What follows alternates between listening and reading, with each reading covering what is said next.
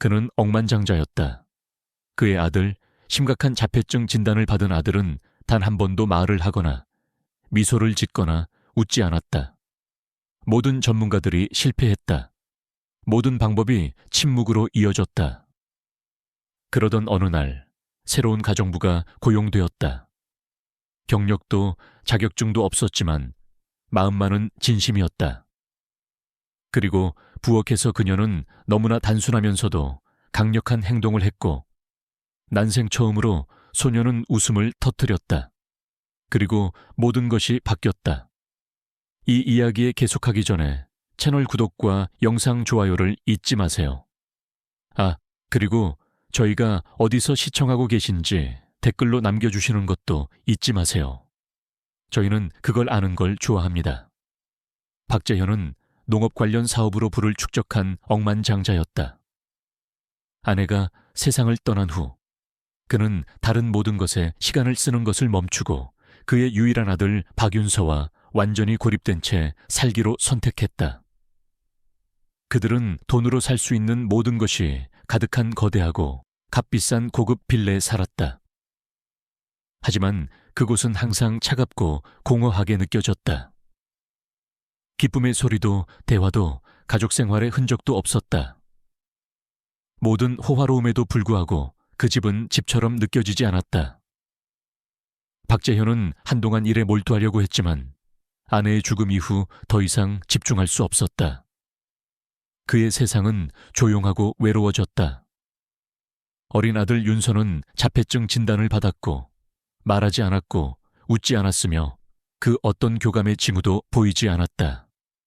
박재현은 아들에게 다가가는 방법을 알지 못했다.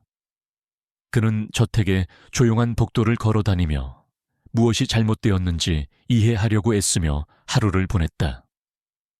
모든 방은 그가 잃은 것과 그와 그의 아들이 얼마나 고립되었는지를 상기시켰다. 윤서를 돕는 방법을 알지 못했음에도 불구하고 박재현은 포기하기를 거부했다. 그는 아들과 연결될 수 있는 누군가를 바라며 수년간 여러 전문가, 즉 아동 발달 전문가들을 고용했다.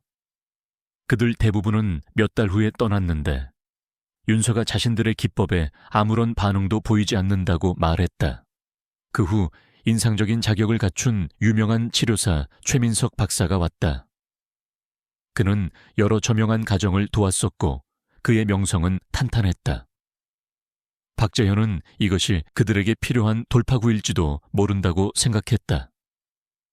최 박사는 자신감 있게 말했고 윤서의 상태가 가진 어려움을 설명했으며 진전이 더딜 것이라고 박재현에게 말했다. 그는 마법 같은 해결책은 없으며 윤서의 발달은 길고 지속적인 치료 세션에 달려있다고 말했다. 박재현은 희망에 절망하며 그의 모든 말에 주의 깊게 귀를 기울였다. 최 박사는 저택의 단골 방문객이 되었고 박재현은 그 누구보다도 그의 의견을 신뢰했다.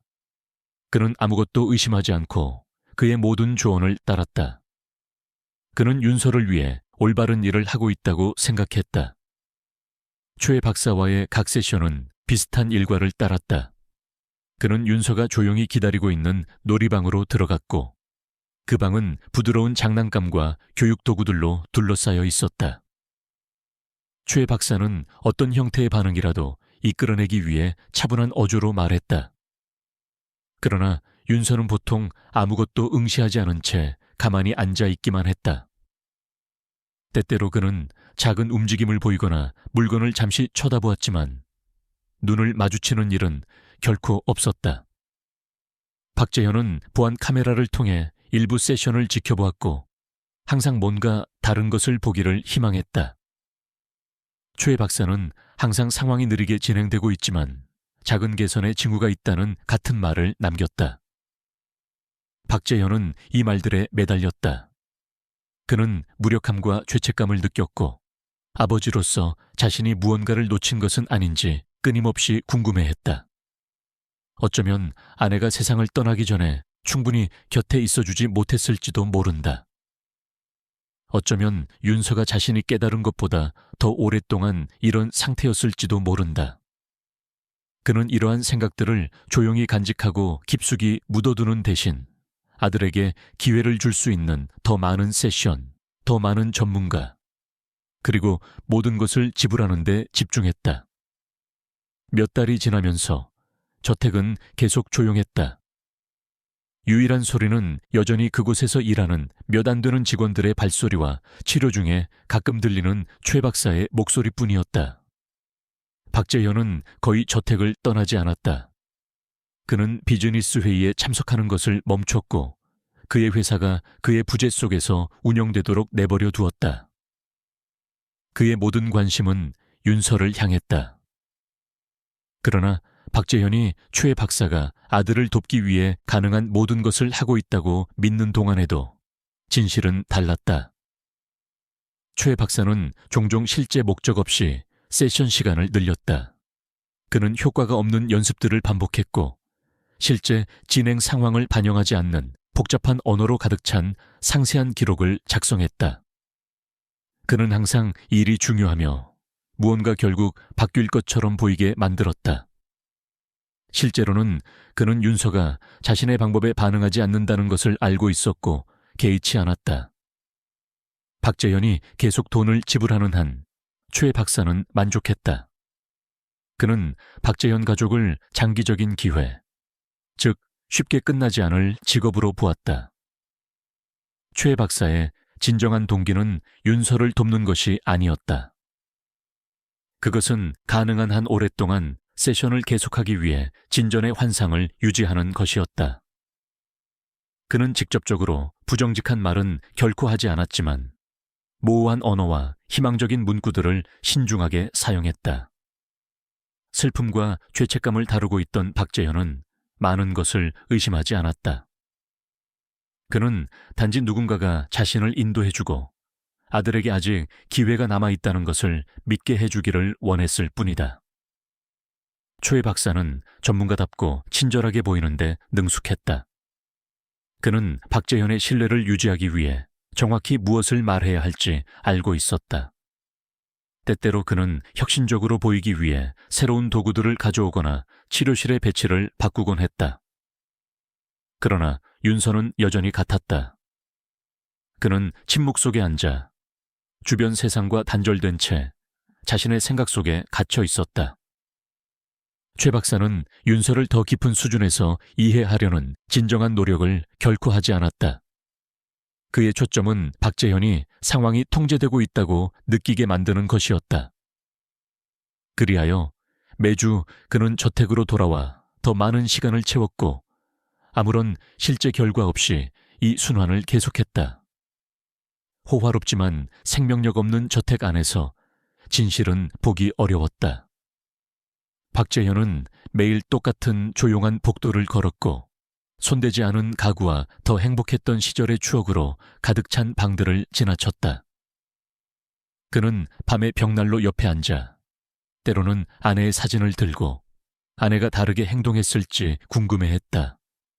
윤서는 조용했고 감정을 거의 드러내지 않았다. 그 집은 시간이 멈춘 곳이 되었다.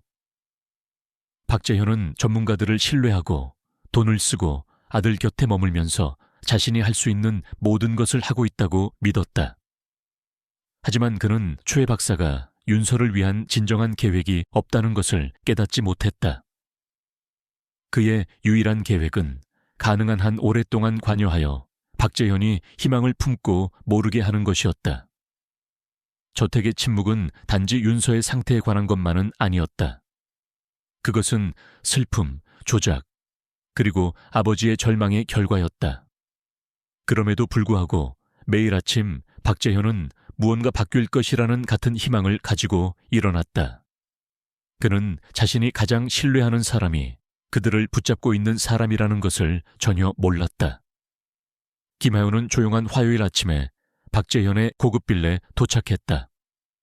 그녀는 그 큰 저택 주변에 기본적인 업무를 돕기 위해 가정부로 고용되었다. 그곳은 아름다웠지만 이상하게도 생명력이 없었다. 벽은 깨끗했고 가구는 값비쌌으며 모든 것이 완벽하게 정리되어 있었다. 하지만 어디에도 따뜻한 느낌은 없었다. 김혜우는 그것을 즉시 알아차렸다. 그녀가 만난 직원들은 공손했지만 거리를 두었다. 모두가 낮은 목소리로 말했고 소음을 내는 것을 피했다. 그녀는 일찍부터 집안의 소년인 윤서를 방해하지 않도록 조심하라는 말을 들었다. 대부분의 신입 직원들은 침묵과 이상한 분위기 때문에 그곳에서 일하는 것을 불안해했지만 김혜우는 그렇지 않았다. 그녀는 이전에 다른 조용한 집들에서 일해봤고 이곳도 다르지 않을 것이라고 예상했다. 그녀는 침착한 발걸음으로 저택을 돌아다니며 조심스럽게 자신의 임무를 수행하고 주변 환경을 관찰했다. 그녀가 이곳의 단순한 침묵 이상에 더 깊은 무언가가 있다는 것을 느끼는 데는 그리 오랜 시간이 걸리지 않았다. 김혜우는 그녀의 둘째 날에 윤서를 처음 보았다. 그는 완전히 새 것처럼 보이는 장난감들에 둘러싸인 넓은 방의 바닥에 앉아 있었다.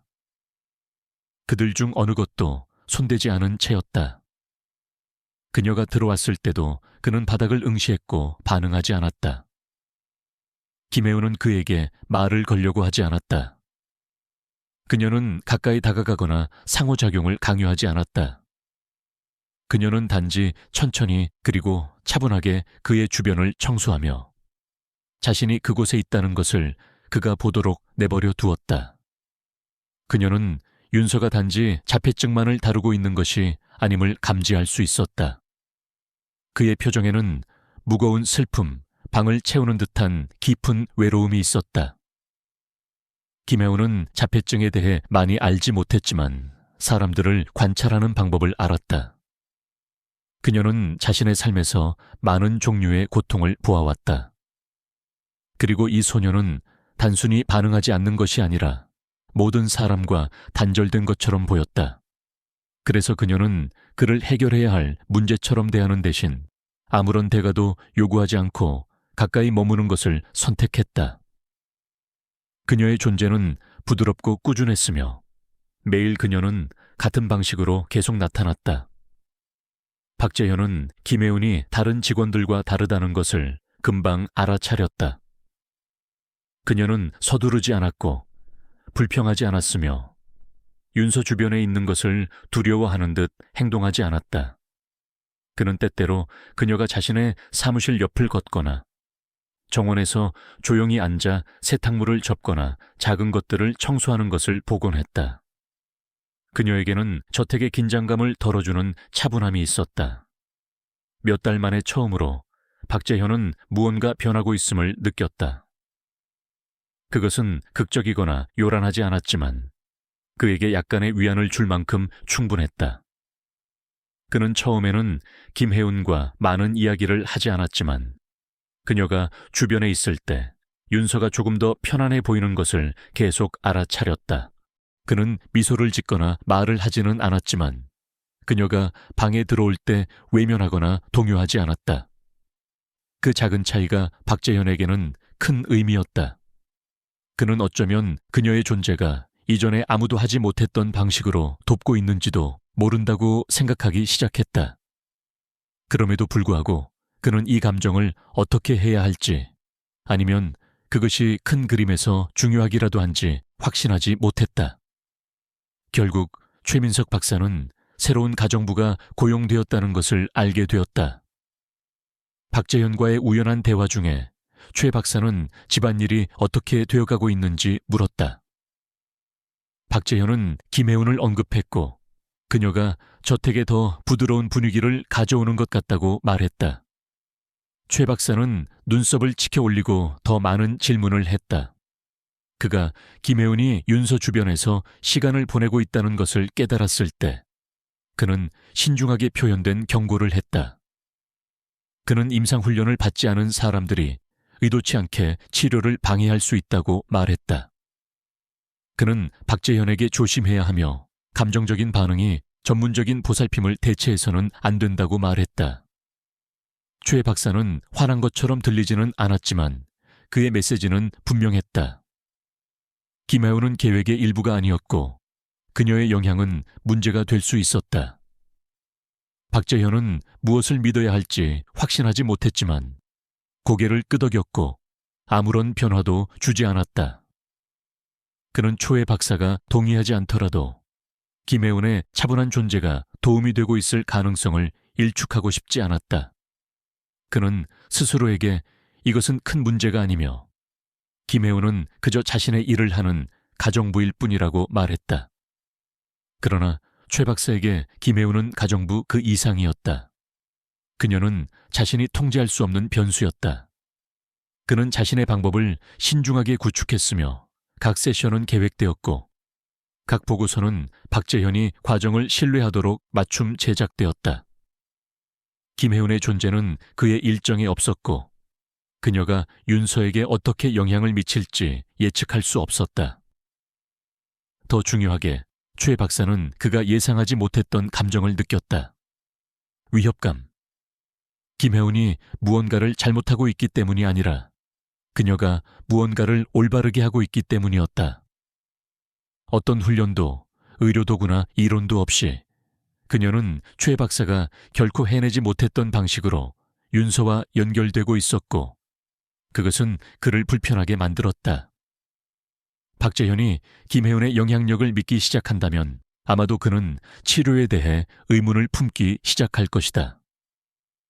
물론 초의 박사는 이러한 생각들을 드러내지 않았다. 겉으로는 그는 계속 차분하고 전문가다웠지만 속으로는 김혜운을 더 면밀하게 감시하기 시작했다. 그가 저택을 방문할 때마다 그는 그녀가 어디에 있는지, 무엇을 하고 있는지, 그리고 그녀가 근처에 있을 때 윤서가 어떻게 반응하는지에 더 많은 주의를 기울였다. 김하운은 최 박사의 생각을 전혀 몰랐다. 그녀에게 이것은 단지 직업일 뿐이었다. 그녀는 청소하고 옷을 접고 작은 일들을 준비했으며 때때로 윤서와 같은 방에서 시간을 보냈다. 그녀는 말을 많이 하지 않았고 그에게 어떤 것도 가르치려 하지 않았으며 스스로를 특별한 사람으로 여기지 않았다. 그녀는 단지 그 소년이 자신이 주변에 있을 때 덜 긴장하는 것 같다는 것을 알아차렸고 그래서 그녀는 압력을 가하지 않고 가까이에 머무는 것을 계속했다. 그녀의 행동은 작았지만 꾸준했다. 그녀는 윤서가 하나의 물건을 가지고 놀거나 그냥 창밖을 내다볼 때 조용히 바닥에 앉아 있곤 했다. 때때로 그녀는 수건을 접으면서 조용히 콧노래를 불렀는데 그를 위해서가 아니라 단지 그 공간이 덜 공허하게 느껴지도록 하기 위해서였다. 그녀는 결과를 기대하지 않았다. 그녀는 그를 고치려고 노력하는 것이 아니었다. 그러나 일상, 치료 세션, 그리고 침묵으로 가득 찬 집에서 그녀의 단순한 존재는 달랐다. 그것은 진실이었다. 김혜운은 자신도 모르게 새로운 무언가를 시작했다. 그리고 그녀는 스스로를 중요하게 여기지 않았지만 박재현과 최 박사 모두 그녀의 조용한 영향력에 무게를 느끼기 시작했다. 김하운은 평소의 일과대로 놀이방 근처 복도를 청소하고 있었다. 그녀는 작은 테이블의 먼지를 닦으면서 손에 몇 개의 청소용 천을 들고 있었다. 모퉁이를 돌기 위해 뒤로 물러섰을 때 천 중 하나가 그녀의 손에서 미끄러져 바닥에 떨어졌다. 그것은 착지하면서 가벼운 소리를 냈다. 극적이거나 시끄럽지 않았다. 김혜운은 그것을 재빨리 짚기 위해 몸을 숙였다. 그때 그녀는 뭔가 다른 것을 알아차렸다. 벽에 등을 기댄 채 부드러운 깔개 위에 앉아있던 윤서가 그녀 쪽을 바라보며 아주 살짝 미소를 지었다. 그것은 크거나 오래가지 않았지만 분명했다.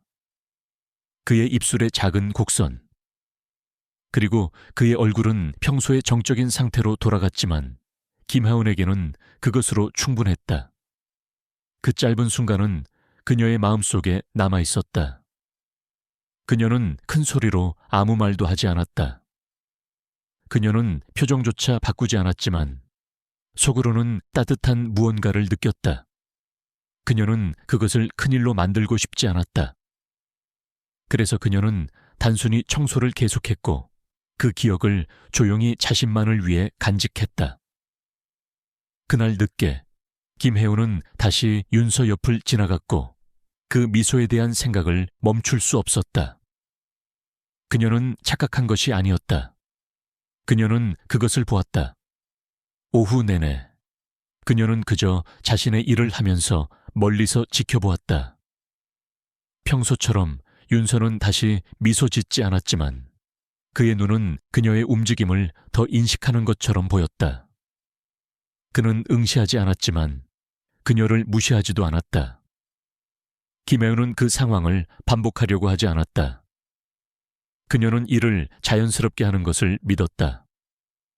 그녀는 아무것도 밀어붙이거나 강요하고 싶지 않았다. 그녀는 항상 그랬듯이 차분하게, 천천히, 그리고 상호작용을 시도하지 않고 계속 일했다. 그러나 그녀의 마음속에는 더 큰 확신이 있었다. 그녀는 중요한 일이 일어났다고 믿었다. 아주 작은 발걸음이지만 진정한 발걸음이었다. 그녀는 어쩌면 윤서가 그녀 주변에서 안전함을 느끼기 시작하고 있다고 생각했다. 어쩌면 그는 더 이상 그녀를 낯선 사람으로 보지 않는지도 모른다. 그녀는 그에게 시간을 주고 싶었다. 그래서 그녀는 조용한 방식으로 계속 존재하는 것에 대해 인내심을 갖기로 결정했다. 그녀에게 그 미소는 단순한 반사가 아니었다. 그것은 무언가 더 큰 의미를 가졌다. 박재현은 그 미소를 보지 못했다. 그는 전화 통화와 서류 작업으로 바쁘게 사무실에서 대부분의 시간을 보냈다. 김혜운이 깨끗한 수건을 가져다 주기 위해 그의 문 앞을 지나갔을 때 그녀는 그에게 말할까 생각했지만 그러지 않기로 결정했다. 그녀는 작은 일에 대해 그에게 희망을 주고 싶지 않았다. 그녀는 또한 그가 너무 많은 질문을 하고 그것을 공식적인 무언가로 바꿀까봐 걱정했다. 김혜우는 그것을 원하지 않았다. 그녀는 일들이 자연스럽게 일어나도록 내버려 두는 것을 선호했다. 다음 며칠 동안 그녀는 가능한 한 윤서 가까이에 머물면서도 관심을 강요하지 않는 조용한 일과를 계속했다. 때때로 그녀는 그가 앉아있는 깔개 근처를 쓸었다. 때때로 그녀는 같은 방에서 옷을 접기만 했다. 그리고 윤서가 다시 미소 짓지는 않았지만 그녀를 피하지도 않았다. 그는 그 자리에 머물렀고 차분하고 조용했다. 그것으로 김혜운에게는 충분했다. 그녀는 그의 첫 번째 진정한 반응을 보았고 그것은 그녀에게 계속할 힘을 주었다. 그녀는 그와 함께 정직하고 섬세한 무언가를 천천히 쌓아 올리고 있다고 믿었다. 결국 김혜우는 그 순간을 누군가와 공유했다. 그녀는 저택에서 수년간 일해 온 나이든 가정부 중 한 명과의 짧은 대화 중에 그 이야기를 했다. 그 가정부는 친절하게 들었지만 많은 말을 하지 않았다. 그 주 후반에 그 이야기는 박재현에게 전해졌다.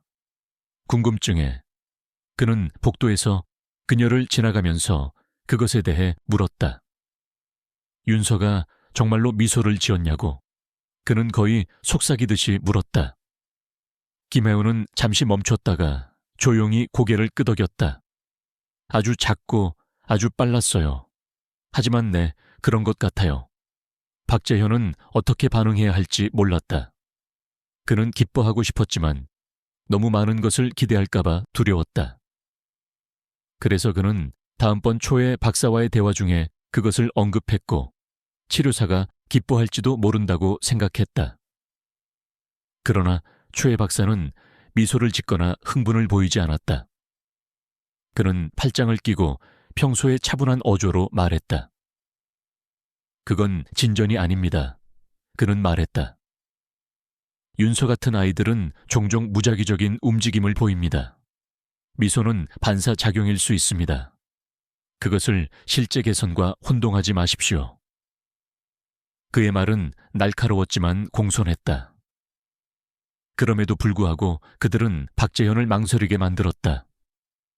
최 박사의 반응은 김혜운이 그것에 대해 들었을 때 그녀를 불편하게 했다. 그녀는 왜 그가 그런 식으로 말하는지 이해할 수 없었다. 그녀는 자신에게 그와 같은 훈련이나 경험이 없다는 것을 알았지만 자신이 본 것도 알고 있었다. 그것은 무작위가 아니었다. 그녀는 몇 주 동안 윤서 가까이에서 그를 조심스럽게 지켜보았다. 그녀는 그의 패턴, 그의 기분, 그리고 그의 정적인 상태를 배웠다. 그 미소는 달랐다. 짧았지만 올바른 순간에 나왔다. 치료 중이 아니었고 어떤 강요된 연습 중도 아니었으며 단지 같은 공간에 있는 두 사람 사이에 단순한 순간에 나왔다. 김혜우는 그 대비를 더 분명하게 보기 시작했다. 최 박사의 접근 방식은 기술적이고 엄격하며 구조화되어 있었다. 그는 윤서를 아이처럼 보지 않았다. 그는 그를 환자, 증상 목록으로 보았다.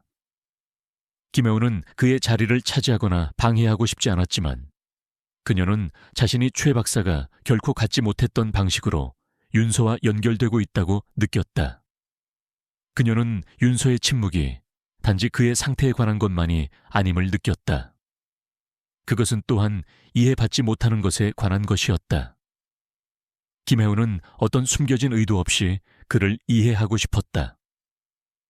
최 박사가 계속해서 그 미소의 중요성을 부인했지만 김혜우는 그것을 붙잡았다.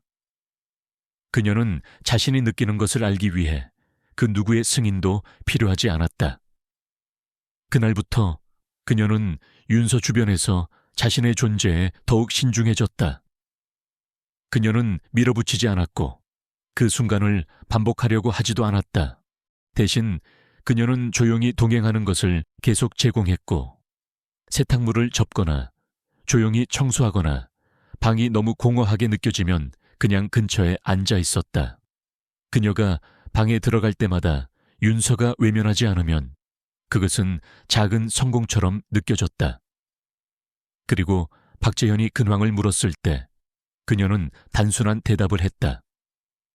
과장된 것 없이 단지 사실만을.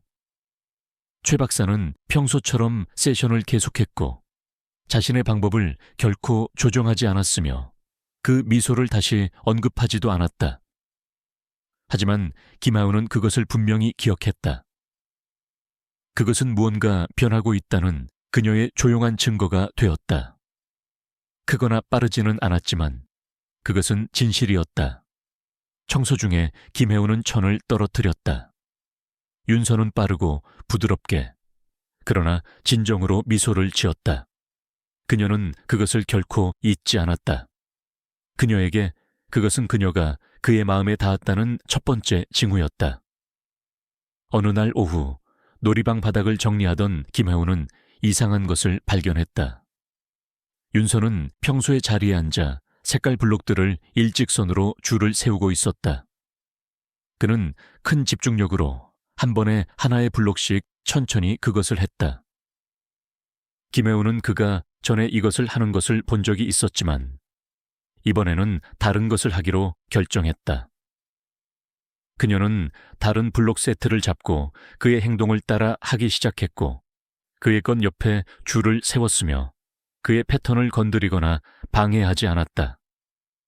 그녀는 조용히 머물렀고 단지 자신의 속도로 그의 움직임과 맞추었다.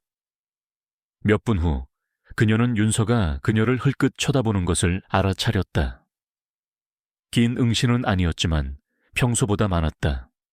그리고 잠시 멈춘 후 그는 또 다른 블록을 집어들고 계속했다. 김혜운도 똑같이 했다. 몇 분 동안 그들은 조용히 나란히 블록들을 줄 세웠다. 이 순간은 작았지만 김혜운에게는 의미 있게 느껴졌다. 그녀는 그를 변화시키도록 강요하는 것이 아니라 그가 이미 하는 것을 존중함으로써 윤서의 세상에 부드럽게 들어갈 방법을 찾았다는 것을 깨달았다. 김혜우는 이 접근 방식을 더 자주 사용하기 시작했다. 그녀는 그것을 전략이나 치료라고 부르지 않았다. 그녀에게 그것은 단순히 윤서의 리듬을 따르는 것이었다. 그가 장난감 자동차를 돌리는 것을 발견했을 때 그녀는 근처에서 다른 장난감을 돌리곤 했다. 그가 표면에 손가락으로 두드리면 그녀는 부드럽게 같은 방식으로 두드리곤 했다. 그것은 결코 시끄럽거나 과장되지 않았다. 그녀는 그를 압도하지 않도록 신경 썼다. 때때로 그는 멈춰서 그녀를 바라보았는데 두려움이 아니라 관심으로 바라보았다. 이러한 작은 반응들은 김혜운에게 격려를 주었다. 시간이 지나면서 소년의 눈은 그녀의 움직임을 더 자주 따라가기 시작했다. 그는 말을 하거나 많이 웃지는 않았지만 그의 주의력에 무언가 변하고 있었다. 방에 들어가지 않고 종종 옆을 지나가던 박재현도 그 차이를 알아차리기 시작했다. 그는 문 옆에 조용히 서서 김혜운과 윤서가 동시에 움직이는 것을 지켜보곤 했다. 오랜만에 처음으로 박재현은 작은 희망을 느꼈다. 그는 처음에는 김혜운에게 아무 말도 하지 않았지만 그녀가 하는 일이 중요할 수도 있다고 믿기 시작했다. 어느 날 아침 박재현은 김혜운과 윤서가 나무 모양 조각들로 놀고 있을 때 마침내 방으로 들어섰다. 그는 방해하고 싶지 않아서 한쪽에 머물렀다. 그는 김혜운이 인내심 있게 윤서의 행동을 따르는 것을 지켜보았고 항상 한 발짝 뒤에서 항상 존중하는 태도로 따랐다. 윤서는 다른 사람들이 가까이 다가왔을 때처럼 그녀를 밀어내거나 다른 구석으로 이동하지 않았다. 그는 바로 그곳에 머물렀다. 박재현은 그 장면이 얼마나 평화로운지에 놀랐다. 세션이 끝난 후 그는 김혜운에게 그 방법을 어떻게 생각해냈는지 부드럽게 물었다. 김혜운은 간단히 대답했다. 저는 그저 그가 하는 대로 해요. 그러면 그가 혼자가 아니라고 느끼게 해주는 것 같아요. 박재현은 할 말을 찾지 못한 채 천천히 고개를 끄덕였다. 그는 어떤 의사나 치료사도 이전에 이렇게 하는 것을 본 적이 없었다. 김하은의 행동은 교과서나 매뉴얼에서 나온 것이 아니었다. 그것은 관찰, 인내, 그리고 시간에서 나온 것이었다. 박재현은 무언가 자신의 내면에서 바뀌는 것을 느꼈다. 어쩌면 윤서를 돌보는 데는 전문가의 조언을 따르는 것 이상의 것이 있을지도 모른다. 어쩌면 교감은 항상 전문적인 기법을 필요로 하지 않을 수도 있다. 그 주 후반에 최 박사가 저택을 방문했을 때 박재현은 윤서와의 김하은의 상호작용에 대해 언급했다. 그는 김하은이 윤서의 일과를 부드럽게 모방하고 있으며 윤서가 그녀의 존재를 더 인식하는 것 같다고 설명했다. 관심을 보이는 대신 최 박사는 약간 찡그리며 말을 가로챘다. 그건 도움이 되지 않습니다. 그는 말했다. 가정부가 그런 식으로 행동을 흉내내도록 허용하는 것은 반복적인 패턴을 강화할 뿐입니다. 그것은 역효과를 냅니다. 최 박사의 목소리는 차분했지만 단호했다. 그는 윤서의 발달이 구조화된 치료와 전문가의 감독을 필요로 한다는 것을 박재현에게 상기시켰다. 이러한 훈련되지 않은 행동들은 감정적으로는 기분 좋을지 모르지만 임상적인 결과를 가져오지는 않습니다. 최 박사는 덧붙였다. 박재현은 말다툼하지 않았지만 불편함을 느꼈다. 그는 최 박사가 김혜운을 친절하게 행동하는 것으로 뭔가 잘못하고 있는 것처럼 언급하는 방식이 마음에 들지 않았다. 박재현은 그 상호작용을 직접 보았다.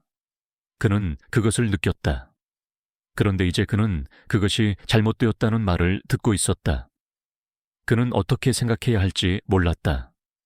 그의 일부는 최 박사의 경험을 신뢰했지만 점점 커지는 또 다른 부분은 그가 자신의 눈으로 본 것을 믿었다. 김하은은 그 이후로 최 박사가 자신에게 더 차가워졌다는 것을 알아차렸다. 그는 더 이상 그녀에게 인사하거나 복도를 걸을 때 그녀의 존재를 인정하지 않았다. 그럼에도 불구하고 그녀는 개의치 않았다. 그녀는 자신이 옳다고 믿는 일을 계속했다. 매일 그녀는 작고 의미 있는 방식으로 윤서와 시간을 보냈다. 그녀는 그의 움직임을 반복했고 그를 변화시키도록 강요하지 않고 단지 그가 있는 곳에서 그를 만날 의향이 있다는 것을 보여주었다. 때때로 그들은 오랫동안 침묵 속에 나란히 앉아있곤 했다. 다른 때에는 그가 그녀를 따라할 때 그녀를 곁눈질로 지켜보곤 했다. 말없이도 김혜우는 그들이 함께 무언가를 쌓아 올리고 있다고 느꼈다. 그녀는 그를 치료하려고 노력하는 것이 아니었다.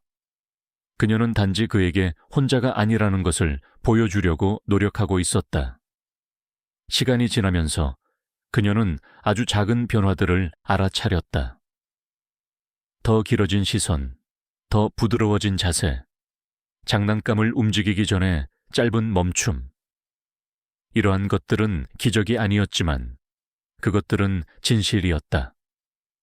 그녀는 그것을 보기 위해 그 누구의 승인도 필요하지 않았다. 그리고 최 박사가 어떻게 느끼든 상관없이 김혜우는 매일 같은 차분한 인내심으로 계속 나타났다. 그러나 최 박사는 불안함을 느끼기 시작했다. 상황이 그의 통제 밖으로 미끄러지고 있었다. 그가 하는 모든 말에 매달리곤 했던 박재현은 이제 그들의 대화 중에 더 조용해 보였다. 그는 더 이상 많은 질문을 하거나 모든 조언을 맹목적으로 따르지 않았다. 최 박사는 그 변화를 알아차렸고 그것은 그를 좌절시켰다. 그는 작은 방식일지라도 대체되는 것을 좋아하지 않았다. 김혜우는 가정부였지 치료사가 아니었다. 그런데도 그녀는 결과를 얻고 있었다. 혹은 적어도 그가 자신의 것이라고 주장할 수 없는 변화들을 얻고 있었다. 그는 그녀에게 직접적으로 아무 말도 하지 않았지만 속으로는 걱정하기 시작했다. 박재현이 치료 세션을 중단하면 어쩌지? 그가 친절함이 자신의 방법보다 더 효과적이라고 믿기 시작하면 어쩌지? 최 박사는 자신의 위치나 영향력을 잃고 싶지 않았다. 그리고 그 이상으로 그는 훈련받지 않은 누군가가 가치 있는 일을 하고 있다는 것을 인정하고 싶지 않았다. 김혜운이 신뢰와 인내를 통해 윤서에게 점점 더 가까이 다가가는 동안 최 박사는 자신이 더 이상 윤서의 길을 안내하는 유일한 사람이 아니라는 것을 깨닫기 시작했다. 그날은 부엌에서 평범한 오후였다. 김혜윤은 카운터들을 청소하고 있었고 윤서는 평소의 차분한 표정으로 테이블에 조용히 앉아 있었다. 그녀가 막 끝낸 설거지에서 나온 거품으로 채워진 비눗물이 담긴 양동이가 근처에 있었다. 김혜윤은 장난기 넘치는 기분이었다. 청소를 더 가볍게 느끼게 하고 싶어서 그녀는 양동이를 집어들고 충분히 가벼운지 확인한 후 모자처럼 자신의 머리 위에 조심스럽게 올려놓았다. 거품이 옆으로 약간 흘러내렸고 약간의 물이 그녀의 셔츠에 떨어졌다. 그녀는 재미있는 표정으로 윤서를 향해 돌아서서 말했다. 내 새 모자 좀 봐. 잠시 동안 윤서는 그저 응시했다. 그러더니 완전히 예상치 못한 일이 일어났다. 그의 얼굴이 환해지더니 웃기 시작했다. 그것은 단지 작은 미소나 부드러운 낄낄거림이 아니었다. 그는 깊은 속에서부터 크게 웃음을 터뜨렸다. 김혜우는 놀라서 얼어붙었다. 그녀는 그런 반응을 예상하지 못했지만 그녀의 심장은 기쁨으로 가득 찼다. 그녀가 그의 웃음소리를 들은 것은 처음이었고 그것은 진실이었다. 윤서는 웃는 것에만 그치지 않았다. 몇 초 후 그는 일어서서 김혜운이 일하고 있던 카운터 쪽으로 걸어갔다. 그는 그녀의 머리 위에 있는 양동이를 바라보더니 싱크대를 바라보았다. 아무런 도움 없이 그는 조심스럽게 카운터 위로 올라가 근처에 놓여있던 또 다른 빈 양동이에 손을 뻗었다. 김혜운은 그가 무엇을 할지 확신하지 못한 채 면밀히 지켜보았다. 모두를 놀라게 하며 윤서는 김혜운이 했던 것처럼 자신의 머리 위에 양동이를 올려놓았다. 물과 비눗물이 옆으로 흘러내려 그의 얼굴과 어깨를 덮었지만 그는 신경 쓰지 않는 것 같았다. 대신 그는 다시 웃기 시작했고 이번에는 훨씬 더 크게 웃었다. 그의 웃음소리가 부엌 전체에 울려 퍼졌다. 그것은 집안의 그 누구도 이전에 들어본 적 없는 소리였다. 김혜우는 그와 함께 웃으며 그의 얼굴에서 물을 부드럽게 닦아주었다. 그 순간 박재현이 부엌으로 들어와 그 장면을 보았다. 그는 얼어붙었다. 윤서는 웃고 있었고 물에 흠뻑 젖었으며 머리 위에는 양동이가 있었고 다른 아이처럼 미소를 짓고 있었다. 박재현의 눈은 눈물로 가득 찼다. 그의 아들 수년간 침묵과 고립 속에서 보냈던 아들이 이제 김혜운과 함께 비눗물에 흠뻑 젖은 채 기쁨으로 웃고 있었다. 그것은 치료처럼 보이지 않았다. 그것은 과학적인 어떤 것과도 같지 않았지만 그것은 진실이었다. 박재현은 문 옆에 서서 감정에 압도되어 입을 손으로 가렸다. 그가 윤서가 자유롭게 웃는 것을 지켜보는 동안 눈물이 그의 얼굴을 타고 흘러내렸다. 그는 오랫동안 울지 않았었고 이렇게는 행복 때문에 운 적은 없었다. 김혜우는 고개를 들어 박재현을 보았다. 그녀는 그에게 작은 고갯짓을 했고 아무 말도 하지 않았다. 그녀는 이 순간이 크다는 것을 알았고 너무 많은 말로 그것을 망치고 싶지 않았다. 윤서는 계속해서 양동이를 가지고 놀았고 그것을 살짝 기울여 낄낄거리며 물이 바닥에 떨어지게 했다. 바닥은 젖었고 부엌은 엉망이었지만 아무도 신경 쓰지 않았다. 중요한 것은 무언가가 뚫고 나왔다는 것이었다. 윤서가 웃었다. 그는 김혜운을 따라했다. 그는 아무도 예상하지 못한 방식으로 반응했다. 그 단 한순간이 모든 것을 바꾸었다. 그날 저녁 늦게 박재현은 일어났던 일에 대한 생각을 멈출 수 없었다. 그는 몇 년 만에 처음으로 집이 살아난 것 같은 기분이 들었다. 그는 그 이야기를 공유하고 싶었다. 그래서 최 박사가 예정된 세션을 위해 왔을 때 박재현은 그것을 꺼냈다. 그는 거품, 양동이, 웃음, 심지어 윤서가 김혜운을 따라 했던 것까지 모든 것을 설명했다. 그는 이야기를 하면서 미소를 지었고 여전히 놀라워했다. 최 박사는 많은 감정을 보이지 않고 들었다. 박재현이 끝났을 때 어떤 종류의 축하나 인정이라도 기대하면서 최 박사는 작은 냉소를 짓고 말했다. 그것은 위험하고 무책임합니다.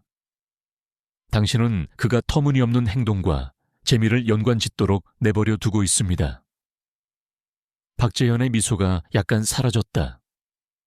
최 박사는 계속했다. 혼란스럽거나 바보 같은 행동에 보상해서는 안 됩니다. 그것은 실제 진전을 지연시킬 수 있습니다. 이런 종류의 것은 치료적 가치가 없습니다. 그의 말은 강하게 다가왔다. 박재현은 혼란스러워하며 내려다보았다. 그는 그 순간에 강력하고 순수한 무언가를 느꼈지만 이제 그것이 잘못되었다는 말을 듣고 있었다. 그럼에도 불구하고 깊은 속으로는 박재현은 더 이상 최 박사를 믿는지 확신할 수 없었다. 김혜운은 복도를 지나가면서 대화의 일부를 엿들었다. 그녀는 멈춰서 듣지는 않았지만 그가 방에서 나왔을 때 박재현의 얼굴에서 무언가 변했다는 것을 알 수 있었다. 그녀는 칭찬을 기대하지 않았다. 그리고 그녀는 최 박사가 일어난 일을 지지할 것이라고는 전혀 예상하지 않았다. 하지만 그녀는 자신이 보았고 들었던 것이 어떤 규칙이나 이론보다 더 중요하다는 것을 마음속으로 알았다. 그 웃음은 진실이었다. 그것은 윤서의 내면에서 나왔고 속임수나 강요된 반응이 아니었다. 그것은 교감에서, 신뢰에서 단순하고 바보 같은 순간을 공유하는 것에서 나왔다. 김하우는 훈련받지 않았지만 사람들을 이해했다. 그녀는 이전에 많은 가족들과 함께 일했고 아이가 처음으로 인정받는다고 느낄 때를 보아왔다. 그것이 일어난 일이었다. 윤서는 그녀와 함께 안전함을 느꼈기 때문에 단 몇 초 동안일지라도 스스로 기쁨을 느끼도록 허용했다. 그리고 누가 뭐라든 상관없이 김혜우는 그것이 모든 가치가 있다는 것을 알았다. 어떤 의사도 그녀에게서 그 진실을 빼앗아갈 수 없었다. 최 박사는 다시는 그 웃음에 대해 이야기하지 않았다. 그는 다음 방문 동안 그 주제를 피했지만 그의 내면의 무언가가 바뀌었다. 그는 화를 느꼈는데 단지 김하운에게뿐만 아니라 전체 상황에 대해서도 화를 느꼈다. 그는 윤서와 몇 달을 보냈지만 그런 반응을 본 적이 없었고 이제 학위나 자격증 없는 가정부가 자신이 할 수 없었던 일을 해냈다. 그는 스스로에게 그것은 요행, 사고였다고 말했다. 하지만 그가 그것에 대해 더 생각할수록 그것은 그를 더 괴롭혔다. 한편 박재현은 그들의 세션 동안 더 조용해졌다. 그는 지시를 덜 따랐고 더 많은 질문을 하기 시작했다. 김혜우는 그 순간에 대해 자랑하지 않았다. 그녀는 그저 자신의 일을 계속했고 차분하고 집중했다. 하지만 최 박사는 상황에 대한 자신의 통제력이 미끄러지고 있다는 것을 느낄 수 있었다. 처음으로 그는 말에 의해서가 아니라 훨씬 더 강한 무언가에 의해 위협받는다고 느꼈다. 결과. 차트나 보고서로 측정될 수 없는 종류의 결과였다. 그날 부엌에서 김혜우는 자신의 머리 위에 양동이를 올려놓았다. 윤서가 웃었다. 난생 처음으로 박재현은 복도를 걸어 자신의 서재로 가고 있었는데 예상치 못한 일이 일어났다. 그가 계단을 막 지나쳤을 때 그는 뒤에서 빠른 발소리를 들었다.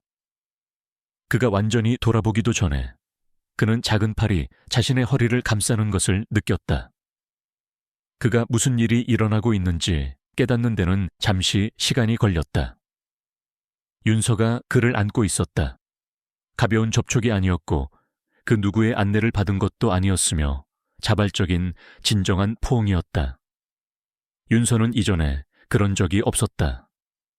수년 동안 박재현은 이것과 같은 것, 단순한 육체적 친밀감의 순간, 강요되거나 치료의 일부처럼 느껴지지 않는 무언가를 갈망해왔다. 그는 팔을 여전히 옆에 둔 채 충격받은 차에 서 있었고 너무 빨리 움직이면 그 순간을 망칠까봐 두려워했다. 천천히 그는 손을 내리고 아들을 부드럽게 다시 안아주었다. 윤서는 몇 초 동안 그곳에 머물렀다가 물러서서 아무런 두려움 없이 아버지를 올려다보았다. 박재현의 눈은 눈물로 가득 찼다. 그의 심장은 빠르게 뛰고 있었다. 그는 무엇이 바뀌었는지 이해하지 못했지만 그 순간 그는 신경 쓰지 않았다. 그의 아들이 그에게 다가왔다. 김혜우는 근처에 있었고 이 모든 것을 보았다. 그녀는 따뜻하게 미소 지었지만 박재현이 완전히 믿기지 않는다는 듯 그녀를 바라볼 때까지 아무 말도 하지 않았다. 이거 보셨어요? 그는 목소리를 떨며 물었다. 네. 김혜우는 차분하게 대답했다.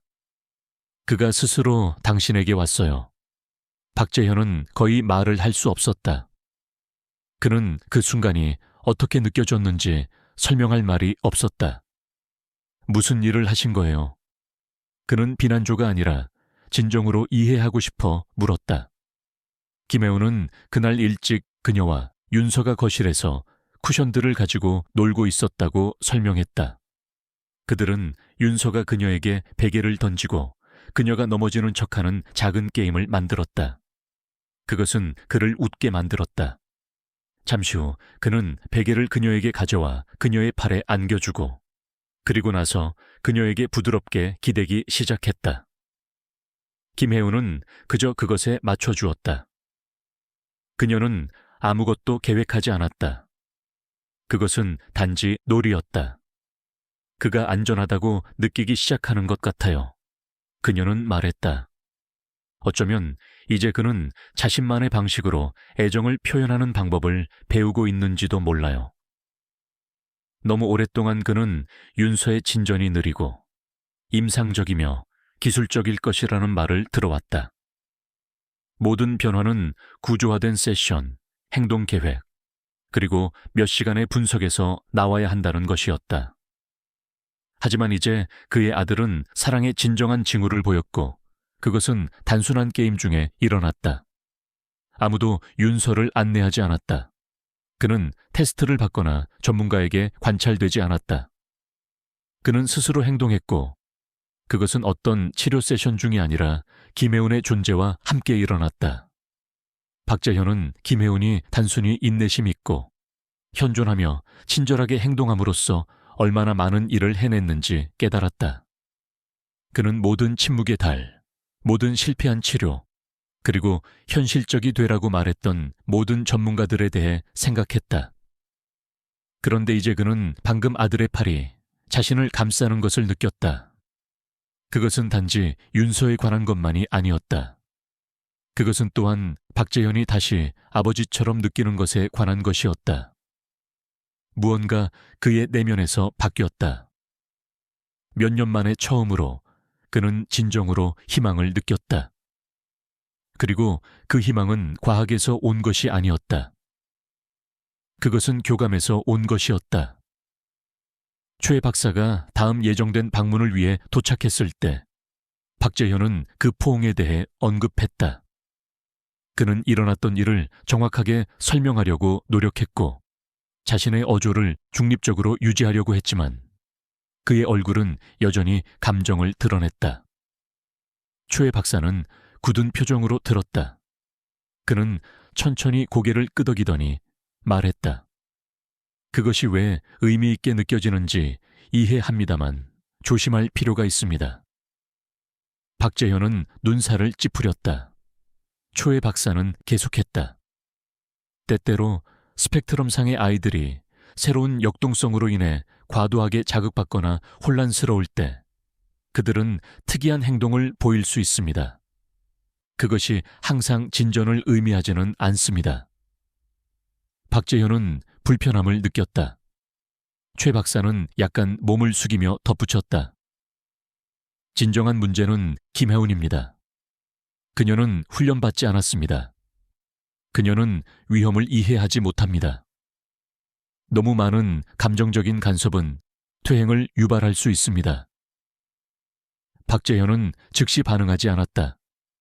그는 침착함을 유지하려고 노력하고 있었다. 그때 초의 박사는 더 나아갔다. 그녀의 관여를 제한하는 것을 고려해 보시는 것이 좋을 것입니다.